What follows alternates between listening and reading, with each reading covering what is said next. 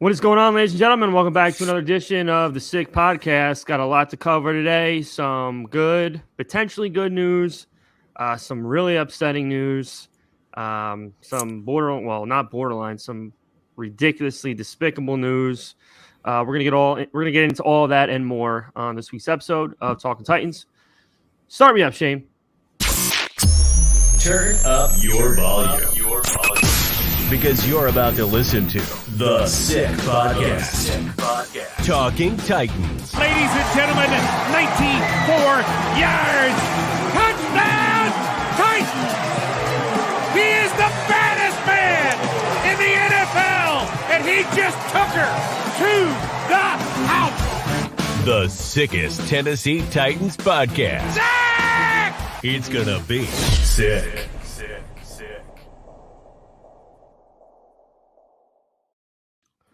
Ladies and gentlemen, welcome back to another edition of the Sick Podcast Talking Titans. I'm joined by my co-host Jarrett. Vin is out this week for a personal matter. We hope he gets all the good news he's looking for on that end, and we can't wait to have him back next week. But we're going to truck along here. I want to thank you and Vin for taking over last week when I was away. Let's just jump right into it. How you doing today, though, Vin? Or Jarrett? Vin, a little different. It's two good-looking guys. I can't remember. It's all good, man. Enjoyed the 4th with the family. Hope you did as well. Welcome back to the show. Hope you enjoyed your vacation. And yes, we're all praying for Vinny and hope everything goes well. Yeah, Vin's got some stuff going on with his family health, and we hope the best for him. He's a strong-headed kid, and his family's no different. So we hope for the best, and we'll get him back in the mix, of course, as soon as he gets his stuff all taken care of. So let's jump right into this week's show. We got some good stuff, some bad stuff, some possible good additions that we might look into. At least others believe that we should look into some guys. But let's start off with the negative things. As Titans fans, unless you've been living under a rock, you've heard some unfortunate news on two separate individuals on our team. We'll start off with the news that's probably gotten more headlines over the past 2 days. Hassan Haskins, one of our running backs currently on the roster, probably won't be for much longer, basically choked his fucking girlfriend over some social media stuff. And as you can see here, then he started waving a gun at her after that if it wasn't enough. So, yeah, that's not looking too good for him. Obviously, I know you, Jared, are very high on our current draftee in the running back position anyway, but what do you think this means? I mean, I think it's cut and dry, but I think this guy's off the hook and out of this organization once all this stuff is settled. Yeah, once they get all of the information, I mean, they have most of it already. I don't see him because, Vrabel and Rand are trying to hold a strict team and put them together. I don't see this happening, especially with the strangulation and protecting of the women and abuse and everything like that. Amy doesn't want that on the team, I believe. And I'm sure all the fans would agree on that. And we have a capable backup now, Tajay Spears, and we have backups in. I mean, is Hilliard a free agent, or do we get him still? Or that's a great question. I'll have to look into that. I forgot about that, but there are other ones. On the roster as well. But Spears is going to be the 1A and 1B with Derrick Henry. So we all thought, once we drafted Spears, Hassan Haskins was going to be on the end because, Rand Carthon, found diamonds in the rough in San Francisco. So now he's just bringing that back over here with Tajay Spears. So I think he's going to solidify the RB2 spot. I don't see Hassan Haskins anywhere near training camp. I think he's going to get cut way before that. I know we have 2 weeks away, but still.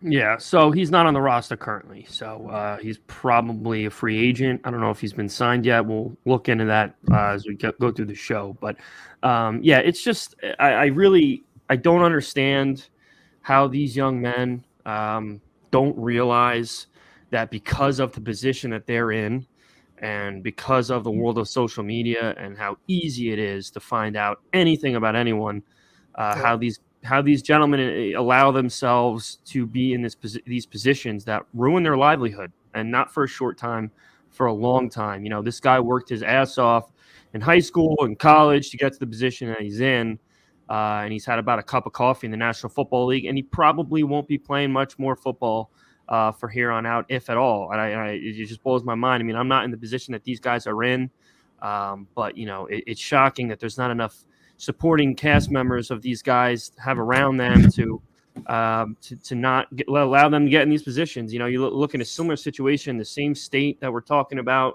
You got the bullshit with what's his name from Memphis, Morant. I mean, he's just off his rocker all the way, given every chance in the world to right his wrongs, and he continues to screw up. And it's mind blowing, you know. And putting your hand on women is obviously a horrible offense, and anyone who does it or thinks it's okay doesn't deserve to be making the amount of money they're making playing a game. So. Yeah, I really don't understand. Ray Rice was the example way back in the day. You know how it continuously goes on in the NFL, every sport, and even everyday life. Plain and simple, you don't touch women. Yeah. Okay, and this is over Instagram, and this is over what has destroyed this whole country is the phone. Absolutely. I want to say it a million times. Who cares, dude? So be it. Yeah, there's a reason that Apple's logo is an apple with a bite in it, and I always allude to that when I'm talking about how, you know, the cell phone has ruined our civilization, because you think about Adam and Eve, and that's it. You bite out of the apple, you use that phone, and you can ruin your own life and others' lives. And I mean, I'm not alluding to the fact that if there wasn't a phone around, that this guy would still have a job or deserve to have a job, but you know, social media and the internet is just it's becoming a problem, and you know, it is what it is. I hope the young woman that was involved gets the closure she needs, and as far as Haskins is concerned, I'm sure punishment will be coming along, which he deserves, and whatever demons he has that causes him to make the decisions he's made, hopefully he can correct them and you know, live a life of you know, higher moral value than he has now. So. Good riddance to you, sir, and you need to find some help, and then we're going to move on. So another unfortunate situation, which, again, another situation which I just genuinely don't understand. Nicholas Petit-Frere is going to be suspended basically half the season now. 6 game isn't half, but it might as well be, because this is a very big position that we're already have question marks all over the fucking place to begin with, and this is a guy that was supposed to be at least in the discussions as a starter for us. And we probably both think, and Vin included, that he was going to be a starter this year. And now we got to deal with his dumbass being benched because he bets on football. The one thing that you can't do when I don't think it was football. I think it was another sport, but he was in the facility, in the Tennessee Titans facility while he was betting. So whether it be baseball or basketball, he was in that facility. Yes, thank you for correcting me on that, because that's important. Regardless of whether it's football, tennis, badminton, you know, you should know the fucking rules, dude. You're playing professional sports. You can't bet on professional sports in the facility of the professional sports team that you play for. And now this dipshit is going to really put a fucking wrench in our whole situation, the offensive line. And now we got to, you know, figure it out almost halfway into the summer how we're going to make up for this guy's wrong. And I'm sure we'll find a way to figure it out. But, I mean, Jesus Christ, Jerry, what can you say about this? It's just a bad situation that continues to get worse with this offensive line group, and we just can't seem to catch a break. It is, especially after what me and Vin talked about. We broke down the offensive line last week as the first position group, you know, to break down on the podcast. And I gave him all the high praise, because he was the only offensive lineman that started all 16 games or 17 games for us last year. And he was pretty solid. You know, he was next to everybody, you know, on the offensive line, you know, who there was no cohesiveness throughout that whole year. But just thinking about it now that he's gone, yes, it may hurt. It does look like it hurts us a lot.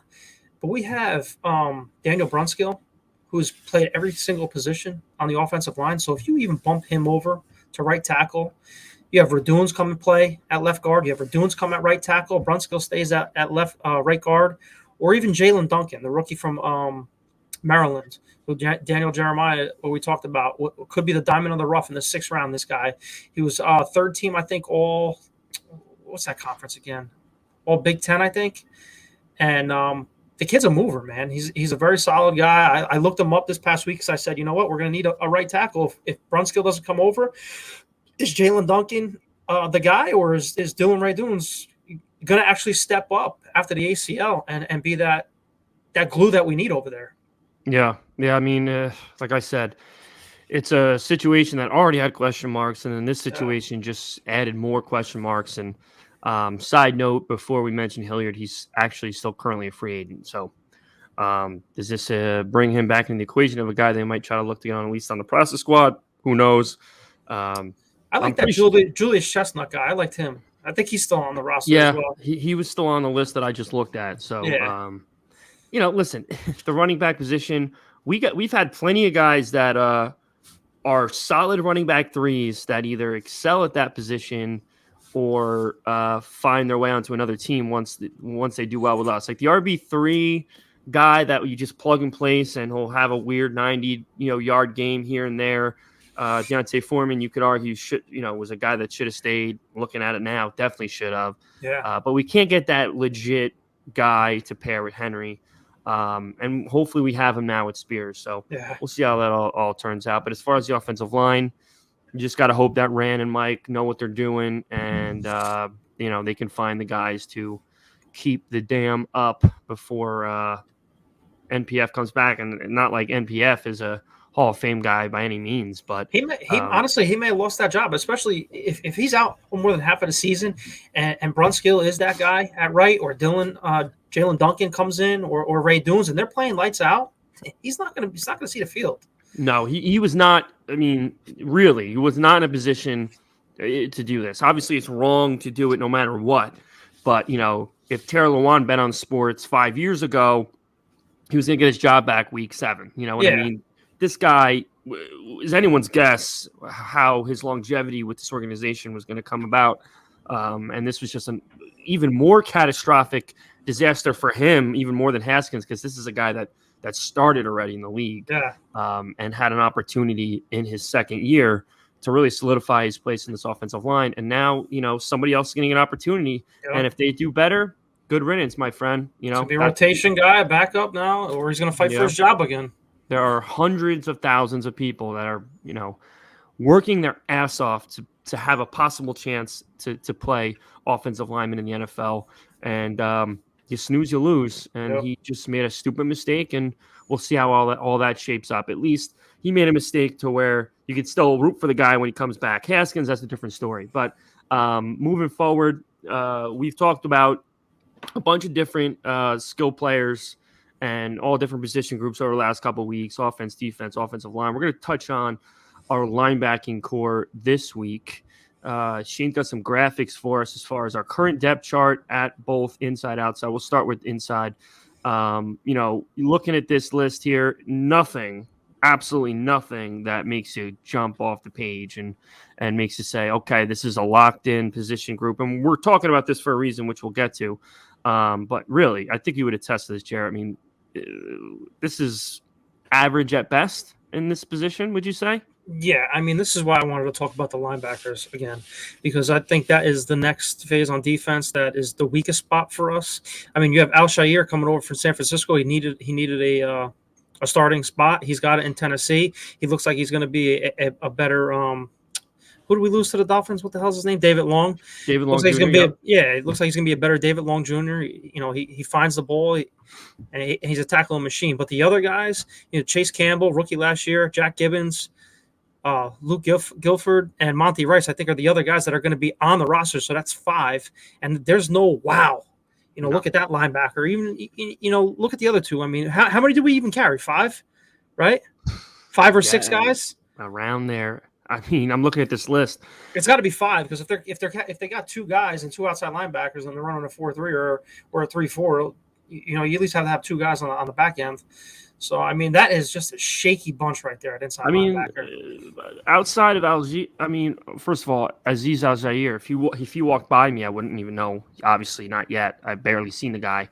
But the bookends here, Al-Shaair, Monty Rice, there's only 2 guys on this list I even remotely remember. Yeah, Chance Campbell. The name was cool, so I kind of remember him. But these guys are fucking nobodies. So, again, people who have their reservations about this defense, I can understand why. Because, we can say all we want about what our ceilings are for these guys, but there's not many established defensive players on this team outside of the big names like Byard, Simmons, Landry, and even Fulton. You could say, we don't know what we're going to get out of him. And this specific group, an inside linebacker, is just really scary. Okay. Yeah. And if you want to be continuously good at stopping the run, you want to get pressure on the quarterback, your inside linebacking core has to be legit. And this is not legit by any stretch of the imagination. I understand that the NFL is evolving too, so they may not want we're not going to have the Terrell Suggs, the Joey Porters, the Ray Lewis's no more, because it's a passing down, not a passing league, not a running league theoretically anymore. So these guys are fast guys. They're 6'2" linebackers. I don't know what their weight is, but they're tiny linebackers. They're not the big guys no more. So they got to be able to drop back in coverage and play the run. So that's why I think they're going with the Shire and the Monty Rice. Because I think those two are gonna be the starting spots.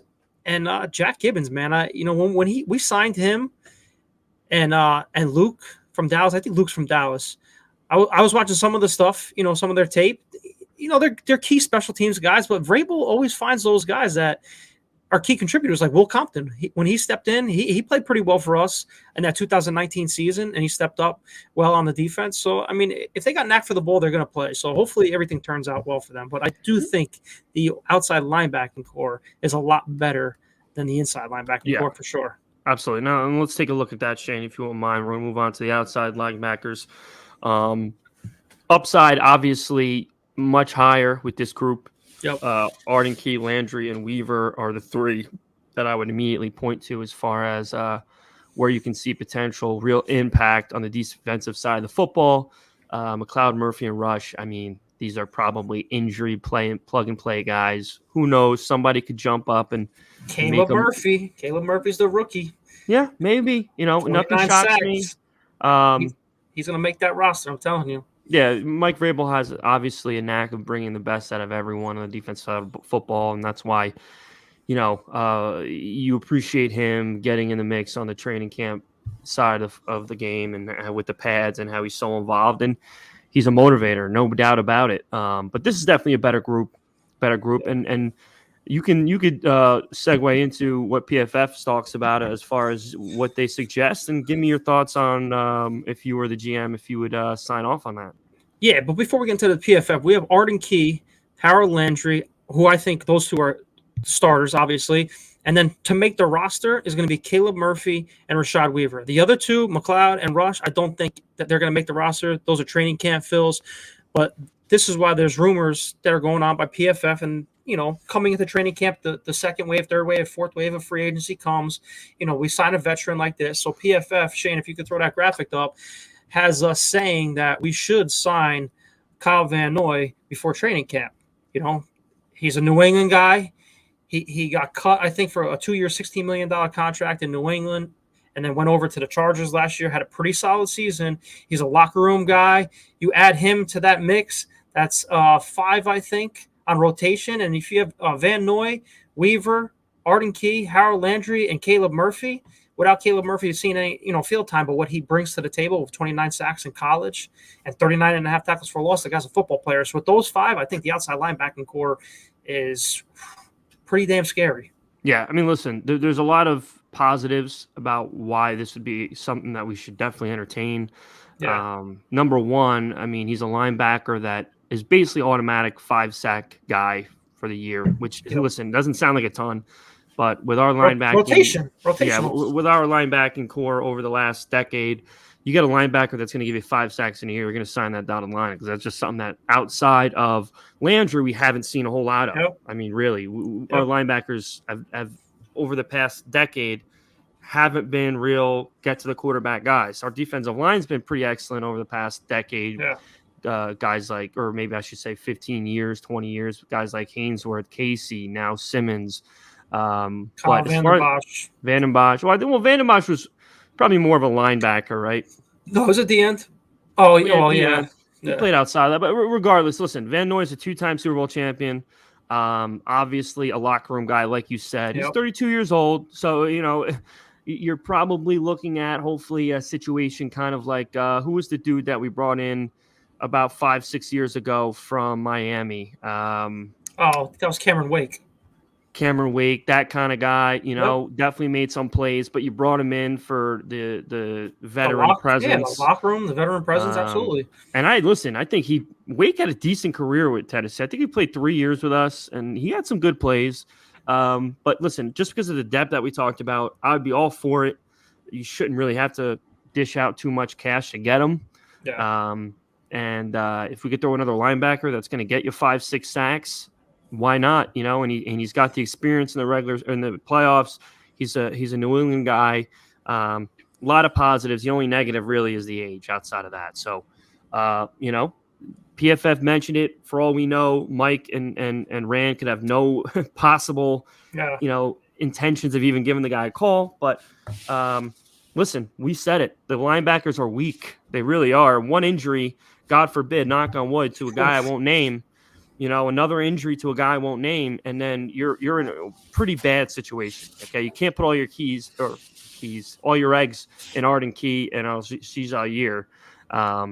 You just can't, because they're just not proven enough. You're just assuming they're going to take the next step. So, we'll see. I mean, the time is slowly ticking away here. I can't believe we're already past 4th of July. I mean, week 1 is we're going to have camp. Yep, training camp is right here. Yeah, we're gonna get to see Will Levis throw live footballs in a game pretty soon. I know you're not too excited about that, but and see even what he's Malik. Well, I'm just as excited to see what Malik's got in him, because it's gonna be so easy to tell. I think you would agree if he's making any progress, right? Oh yeah, absolutely.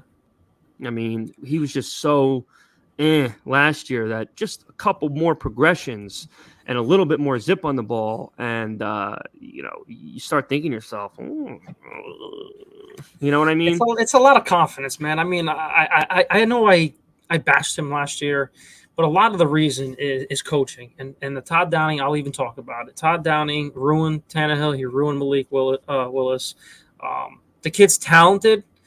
Let's see what he does this year. I don't know if he's going to get a chance, but if he looks anywhere near better throwing the football last year, because he threw it 24 times, he's going to have a solid career. So, like I said, even if Tannehill rolls the whole year, that's fine. We have 2 capable quarterbacks next year, Will Levis and Malik Willis, to fight it out and battle, and that's a great one too. Yeah. We had what the hell's his name? Luke whoever, the backup for years. Luke not Luke Falk. I don't even know the guy anymore, because we have that many quarterbacks. He's on Atlanta now. He's actually what's his name? Logan something. Logan Woodside. Yeah. Woodside. I mean, who the hell's that? At least I would want to have like a Will Levis or Malik Willis. Yeah. That guy, forget about it. Listen, one thing you cannot teach is athleticism. You can't. You just can't. And I'm sorry. You as far as athleticism, size, speed, strength, arm strength, you can put Malik Willis. I'm just saying, like, as far as his capabilities, you can stack it up with all the big name guys. It's just that he's got to put it all together, and it's all mental. A lot of it's obviously, so much of it is mental. I mean, he can throw it as far as anybody. He can run as fast as any quarterback, and he's probably has more strength than a good 65-70% of the guys at quarterback right now. He is a strong man, but he's got to put it together, and his clock, unfortunately, is ticking a little faster than he probably would have liked because of the situation he was put in this organization. So just so excited to get into the preseason to see what these guys are made of.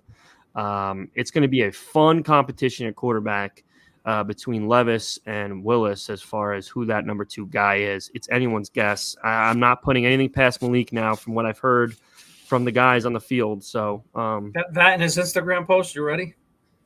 Man, I mean, he's never lacked confidence, but if he doesn't make it as an NFL quarterback, he should be like a motivational speaker, because he can get you motivated, and he makes you believe that God's going to make sure he makes it work for him. So, listen, some people say we're in a bad situation. I think we're in a great situation. People say we have one of the worst quarterback rooms in the league. I don't know how you can say that. I mean, is there a lot on paper to show right now? No. But ceiling-wise, I mean, it's through the roof. You got a guy who's already been to the playoffs multiple times, probably the best quarterback in the league that's never been to a Super Bowl, you can argue, maybe the exception of Kirk Cousins. And then you got two essentially rookies, all the athleticism in the world, and they just need somebody to point him in the right direction. So could be worse, right? Could be worse. Absolutely. Listen, absolutely. And we ran through that in 2012 and 13 and 14. So I'm happy with the quarterback situation. That's why I'm not giving up on Tannehill either. I'm not gonna open that box. No, that's for another podcast. For another podcast to break that down. Yeah, I think the last thing we should touch on, just again, I don't think anything's changed as far as your thoughts on whether or not it should happen, but this fucking DeAndre Hopkins situation is really starting to bug me. You know what I mean? It's every week. I mean, I seen your tweet, and I was going to say something, but why would I reiterate what you just said? Because every week it's the Patriots are the favorite. Oh wait, the Titans are right there. They're emerging as the best. No shit. I said it last week. It's either between the Patriots or the Titans. Yeah. And my deadline was July 4th. I thought he was going to pick us July 4th, but you know what? It may be in 2 weeks, right before training camp. And especially if he picks the Titans, he doesn't need to worry about the offense because he knows it. If he picks the Patriots, he knows Bill O'Brien's offense. So he knows it already. He's probably conditioned, so he's just going to walk into the team and go to training camp. That's it. Yeah, I'm just having trouble understanding why this is even – yeah. I mean, like I said, unless New England is offering him in the vicinity, which I don't think, of like 7 to 10 million more than the Titans – I just don't see what the upside is. You know for a fact that New England is going to be the worst team outside of catastrophic injury in that division. They are not better than the Buffalo Bills. They are not better than the New York Jets. And they are not better than the Miami Dolphins. So you're going to a division which you have about a 5% chance of winning the division. Less than, and then you're in a conference that the wild card team is probably going to have 11 wins or around there because there's just so much talent. I don't see where the benefit is of what just because it's Bill Belichick. I just don't get it. But for whatever reason, everyone and their mother is saying they're still very much in it, and there's definitely been more of a tilt towards that way than our way, at least over the past week or so. But I mean, it's just going to be such a worse. When he picks New England in like 2 weeks. It's not going to happen. They keep it. Ran and Mike keep it very tight.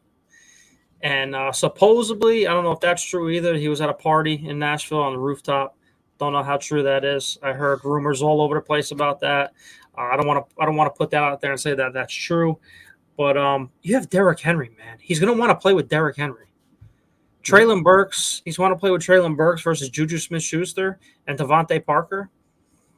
Come on, man. Yeah, again, and it's they don't even know what they're getting from their quarterback yet. No. I mean, is it Mac Jones? Is it Zappy? I mean, you don't know. And like I said, if we got him, I would go to sleep at night thinking, okay, maybe he gets a chance to go on the redemption tour in the playoffs, not in the regular season. I don't want to hear none of that. He's going to go on. No, he doesn't. There's no redemption tour to be taken in the regular season. It starts when the new year turns. That's when his redemption tour starts. And if we have DeAndre Hopkins and Treylon Burks healthy for 14 plus games, I'll give us a shot against anyone. I really will, because of the special talent we have on both sides of the ball that change games. Listen, we don't need both guys to go over 1,000 yards. If Treylon Burks does take that next step and get us 1,100 yards and whatever touchdowns, and Hopkins comes in and gets 800 plus yards and 8 touchdowns, sign me the hell up. Yeah. Sign me up, because we do need that compliment. You could put him in the slot. He moved into the slot in Arizona. KP says, he wants to come back to establish himself again, because he missed all of last year basically. So if you put him into the slot, you have 1-2 on the. I mean, it's a scary trio right there, especially with Chig, man. It's a scary trio. But you know what? Now that you say that, another wrench to throw into this. I mean, in a way, I guess another aspect of this that needs to be discussed is maybe in his mind he's saying to himself, this team doesn't throw very much. And you already had a guy of the likes of Julio Jones that showed up, although he was hurt a lot. Really didn't get the targets I'm sure he was expecting. He already said he doesn't want that. He doesn't need that anymore. He's looking to win, and he knows he's got the best. And Derrick Henry, he's 28 too. So if they're going to spread him out and Tajay Spears is going to get some action and Derek doesn't need to touch the ball 32 times anymore. Yeah, but you know that's not. It doesn't matter what he needs or want. He's gonna. Nah, he's gonna. I've talked about this before. I don't want it, and I've campaigned for it over and over again. But nothing. It doesn't matter who's in charge of the offense. Henry's gonna get 25 carries plus a game, and that's just. It's just never gonna translate. Well, if into that's the playoff case, wins. If that's the case, you still got to cover the 2 guys on the outside, 3, 4 guys on the outside. Yeah. You know, with Chig and KP and Burks and Hopkins. I mean, those guys got to be covered. So it leaves more guys out of the box. It gives him a better chance to break one. You know, you think going off the Spears, you put both of them in the backfield. There's threats all over the place. So hopefully Tim Kelly can put something together, and hopefully DeAndre Hopkins picks us. Because that's exciting, man. I'll throw champagne in the air, film it for everybody on Twitter. I'll go live on here with you guys. I mean, we all got excited for Julio Jones. Mm-hmm. The Julio Jones experiment was horrible. He was barely on the field, but I don't see that. I talked this with Vin last week. I don't see DeAndre Hopkins being a Julio Jones, not being on the field as much. He wants to be there, and to me, he's more of a football guy. Julio Jones is 1 foot out the door. Yeah, he's not. He has a lot more in the tank, I think. Yeah, he's definitely closer to his prime than Julio was when he arrived here. And that shouldn't be understated. I mean, and he's arguably the best route runner to ever touch turf. So, and that's obviously very important, especially for a team that doesn't throw a lot to begin with. You need elite route runners for when you do throw the football, and he's the top of his class. So, we're going to continue to hold out hope. I'm praying to God that he can be brought in to one of these podcasts as a member as we prolong or continue on into the summer. But man, it's like I said, it's going to be so much harder to swallow the later he waits if it ain't us. And just going to keep campaigning and hoping for the best. So I think we're going to wrap up tonight. Is there anything else you want to add before we close out for the week? Wow, man, just can't wait to get everybody back next week. Sammy and I know come back from vacation as well. Shane, you're doing a hell of a job behind the scenes, so I appreciate you taking over. And then hopefully we get some positive news for Vin, man. Praying for him and his family, and I want the trio back next week. Absolutely. Yeah, I want to touch on that as well. Shane, thanks so much for filling in. You did a great job, and we'll get Vin back in here hopefully next week. And definitely want to do some more fan stuff. We get DMs all over the place of people that want to join in, and a lot of them I really like and think they bring a lot to the show. So as always, we're going to continue to try to get great guests on here, great fans, and just kind of build our brand. And you guys have been really great and helping us grow at a really fast rate. And we're going to do our best to show our appreciation with the content we put out. So hope everyone has a great night, great day, great week. And as always, tighten up. Shane's. And that's a wrap. Hope you don't miss us too much until next time. Follow the Sick Podcast Talking Titans on YouTube, Instagram, Facebook, Google Play, and Apple Podcasts.